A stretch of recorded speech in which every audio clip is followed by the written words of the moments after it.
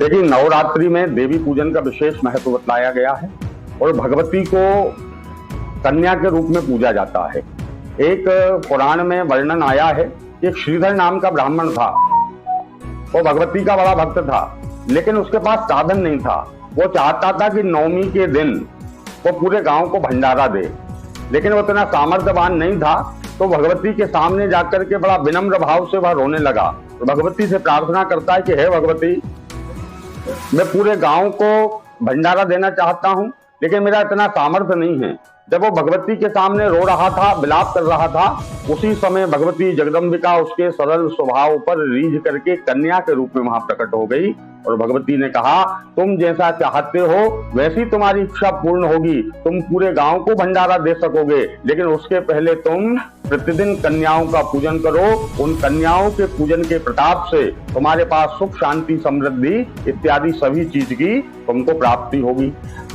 तो श्रीधर नाम के ब्राह्मण ने उस कन्या जो साक्षात दुर्गा वहां कन्या के स्वरूप में प्रकट आई, उनके चरणों में वह गिर गया और भगवती को प्रणाम किया और भगवती के कहे अनुसार उसने नौ दुर्गा में प्रतिदिन कन्याओं का पूजन किया और अपने सामर्थ्य के अनुसार कन्याओं को भोजन कराया, जिसके परिणाम स्वरूप जो है उसको सुख, शांति, समृद्धि की प्राप्ति हुई और उसने अपने संकल्प के अनुसार पूरे गांव को नवरात्रि के उपरांत भोजन भंडारा इत्यादि भगवती की कृपा से कराया। तो ऐसा ही हमारे देवी पुराण में वर्णन आया है कि जो कन्याएं रहती हैं, इन कन्याओं के 9 स्वरूप कहे गए हैं। 2 वर्ष से लेकर के 10 वर्ष तक की जो कन्याएं रहती हैं, इन कन्याओं का हमको पूजन करना चाहिए।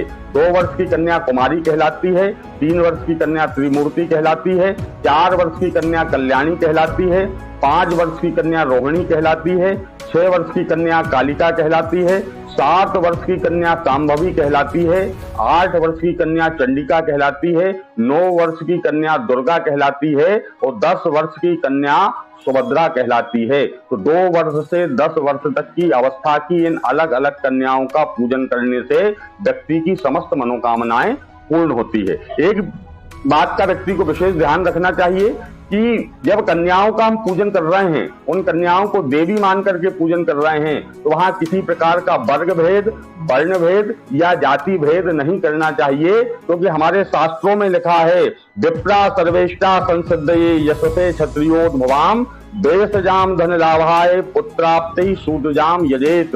अर्थात ब्राह्मण की कन्या का पूजन करने से सर्व मनोरथ की सिद्धि होती है, मोक्ष की प्राप्ति होती है। क्षत्रिय की कन्या का पूजन करने से यश की प्राप्ति होती है, कीर्ति और विजय की प्राप्ति व्यक्ति को होती है। वैश्य की कन्या का यदि आप पूजन कर रहे हैं तो धन, सुख, शांति, समृद्धि की आपको प्राप्ति होगी और इसके साथ ही साथ यदि आप शूद्र की कन्या का पूजन कर रहे हैं या किसी अन्य जाति की कन्या का पूजन कर रहे हैं तो इससे आपको संतान की प्राप्ति होगी और आप समस्त प्रकार के पापों से मुक्त हो जाएंगे। इसलिए कन्या पूजन करते में जाति भेद, वर्ग भेद, वर्ण भेद व्यक्ति को नहीं करना चाहिए। चारों वर्णों की कन्याओं का पूजन करना चाहिए। 2 वर्ष से लेकर के 10 वर्ष की कन्याओं का पूजन करना चाहिए। और ऐसा करने से क्या होता है, मंत्राक्षरमयी देवी मंत्रणा रूप धारिणी नव दुर्गात्मिका साक्षात कन्या आवाम्यहम। अर्थात वह कन्याएं साक्षात दुर्गा के स्वरूप हैं, उनका आप आह्वान करते हैं, उनका पूजन करते हैं। धन, दान, सुख, शांति, समृद्धि, वैभव, ऐश्वर्य की प्राप्ति होती है, शत्रु नष्ट होते हैं, विजय की प्राप्ति होती है। हर दिशा में, चारों दिशाओं में व्यक्ति को विजय की प्राप्ति होती है। जो हमने अलग अलग कन्याओं के 2 वर्ष के 10 वर्ष तक की अवस्थाओं की कन्याओं का वर्णन किया है। कुमारी नाम की कन्या का हम पूजन करते हैं तो दुख, दरिद्रता और संकट हमारा दूर होता है। त्रिमूर्ति नाम की कन्या का पूजन करने से धर्म, अर्थ, काम और मोक्ष की प्राप्ति होती है। कल्याणी नाम की कन्या का पूजन करने से जय की प्राप्ति होती है, विजय की प्राप्ति होती है, राज सुख की प्राप्ति होती है। कालिका का पूजन करने से शत्रु नाश होते हैं, दुखों का नाश होता है। चंडिका का पूजन करने से धन, ऐश्वर्य की प्राप्ति होती है, शत्रु नाश होते हैं। रोहिणी नाम की कन्या का पूजन करने से रोग और संकट नाश होते हैं।